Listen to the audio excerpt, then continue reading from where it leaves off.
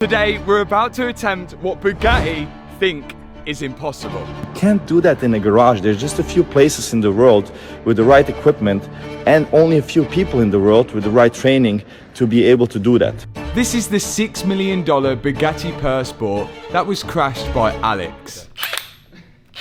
After he got paid out from insurance, he bought the car back and then called me to see if I could repair it. Start getting your flights, mate. Now, one thing Bugatti didn't think we were able to do is separate the front end of the car from the rear. There's only 2 places in the world that can do it. And today, we need to make sure there's 3.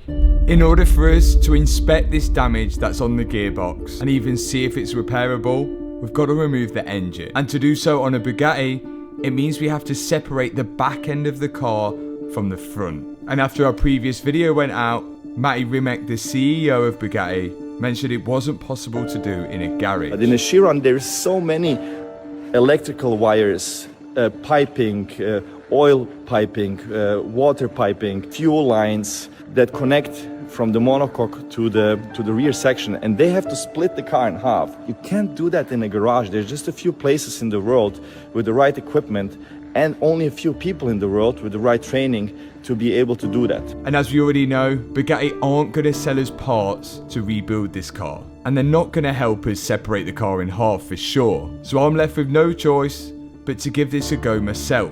I don't have any special tools or special training. So if we manage to pull this off, it for sure will be a huge achievement.